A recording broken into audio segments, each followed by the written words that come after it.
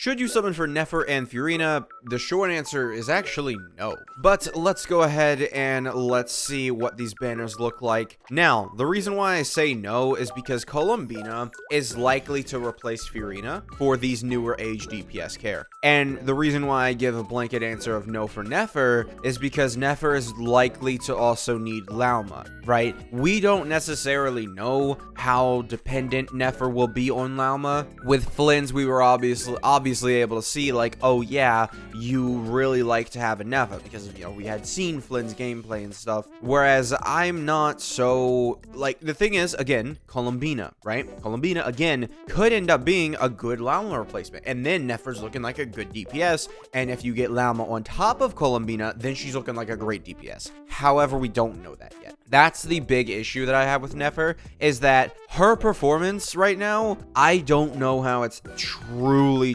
going to look. I think she's going to be really good, like really good. Like if you have Lauma, get her. Right? Like, if you have Lauma, obviously I would recommend to get her because Lauma and her will work amazingly together and it will basically end up like Flynn's, right? It's just, I gotta just, given the amount of people that complained about not being able to clear the Abyss or the Abyss being way too hard to clear, I do feel like I need to urge people to summon for basically only the Archon and get these characters on the rerun. I know that sucks. I do. Because what's going to end up happening is they're going to rerun at nearly the end of the version update. And then I'm going to be telling you guys, don't summon on them. That is the worst part about this. Now, good part about this is that I don't think Columbina is coming the next update. So, hey, you like Nefer. You saw her animation. I think she's going to be really good. No matter what, we're still talking about a character who looks pretty good with Lauma, right? And she doesn't even have her Archon. No matter what. And I think there's going to be an update between Nefer and Columbina. I do. Because to me, it doesn't really seem like we are going into Columbina, right? It doesn't, from the story beats and stuff, it seems like we're going to have to hold off just a little longer, possibly till 6.2, or actually, no, it'll be 6.3. So just like with Mavwika, it's actually going to be a little bit longer than, you know, previous versions. It's possible that's the new pattern that they're setting. So we'll see. I would say definitely, though, Nefer, to me personally, is a character who seems really good. If you have the teams to make her good, you summon for her, right? She's not going to do bad on your account. I think, you know, again, the Nod Cry mechanics aren't going anywhere. She seems really good. It's just, in terms of a blanket answer, I do have to say no, because there are so many variables in it to where you can't really guarantee that Nefer is going to be good on everybody's account, right? It's not like Nevi, it's not like Arlecchino, it's not like Mavwika, right? Where they have loads of teams, really, there's barely any restrictions to them, right? Because even with Arlecchino, or not Arlecchino, Mavwika, you know, all you need is Shielonen, and Shielonen is like, you know, I consider the #1 support for basically all of Natlan, right? You know, there was only until Skirk arrived with, you know, Miss Coffee, where Fiorina also took that #1 spot, and it was sort of a tie between Shielonen and her. You know, Lauma, on the other hand, I mean, I could give her a #1 support, you know, slot for this update, but I don't know if that's going to be true for most characters, right? Really, what you're looking for in a support is a support character who buffs as many characters as possible. Now, that's becoming increasingly rare, so we are kind of in a situation of like, maybe Lauma will be the best support of this version update, which would suck, but it's very possible that's what happens. So, yeah, I give a blanket answer of no for Nefer, but I don't think that it's bad if you summon for this character, because I think worst case scenario, you don't have Lauma. You got really unlucky, you couldn't pull Lauma. Okay, you get Nefer. I think she'll be good without Lauma. I think she'll be good, probably nowhere near, like, would she be top 10? I'd have to see, but I doubt that she'll be, like, amazing without Lauma, right? But we also have Columbina, right? Columbina would just be right around the corner. You start saving after you get Nefer. I would not be...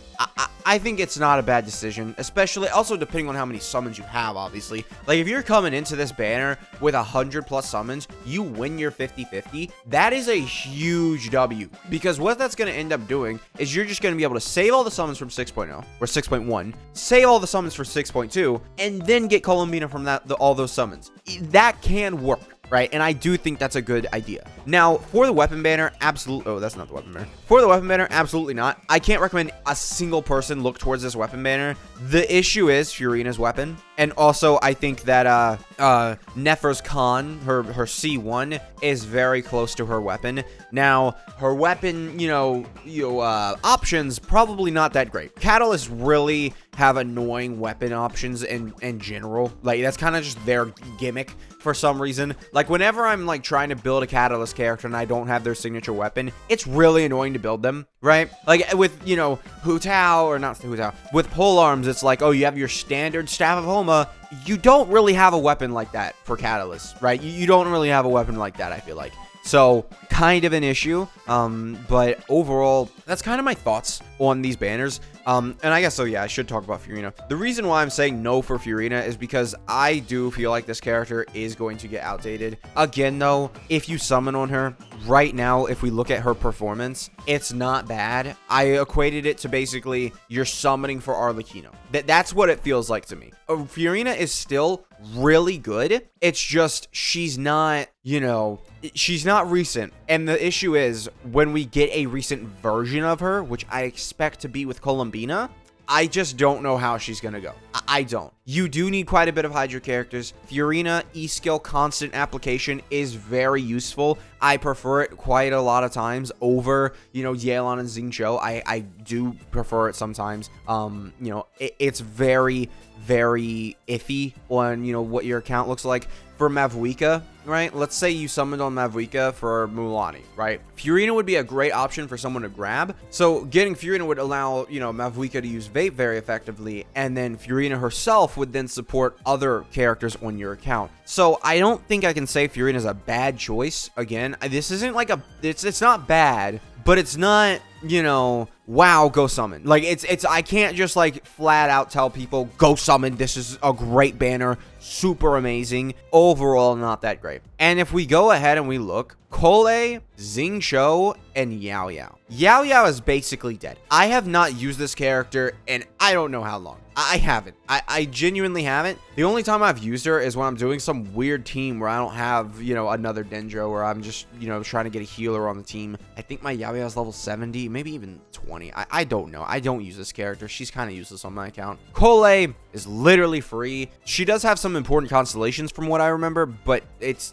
Cole. Cole's been in the game for 2-3 years at this point, so I can't recommend people get her. And then Xingqiu is literally free every single year. He does get a lot of value from his constellations, so that is something. And right now Xingqiu has a lot of value to add to these teams where these lunar reactions need to happen, because Xingqiu has the best Hydra application. And from what I've seen, Nefer, I don't know. I'm assuming she can make effective use out of him. Otherwise, they wouldn't have put him on the banner, obviously. So I imagine Nefer can make some good use out of him. I do think so. And then, obviously Flynn's can also. So I do think that, Flynn's can, but you do get Ayano for free, or Aino for free, right? But again, it is the best Hydra application, right? I would imagine Xingqiu would be a very, it's hard to say. I think she's probably going to be one of the best characters for Nefer. I genuinely think so. Not that there's many characters for Nefer, because you don't, but whatever. Overall though, these banners are all right. If you summon on them, hopefully you had summons saved up rather than, I'm summoning one like 10 pity, right? Or, and stuff if you're trying to get the character. I don't know how effective that will be, right? Because again, Columbina coming up. Let's say you summon for 20 days. You then have 60 days to summon for Columbina, assuming she's in 6.3 phase 1 or something, right? I would assume that can be a little daunting. And that's also assuming that there's not going to be any, 5 stars, double 5-star like we had with Silali and Mavuika. That's not assuming that's not going to happen. So yeah, I overall, let me see, how long have we, this is an 11-minute video. So yeah, that's all I really have to say about this banner. Not really too huge. Also, did I miss, I didn't. I have 8 hours and 43 minutes. Great. Okay, I'll go do that, chat. Thank you guys for watching. Make sure to subscribe, and I'll see you guys next time. Bye.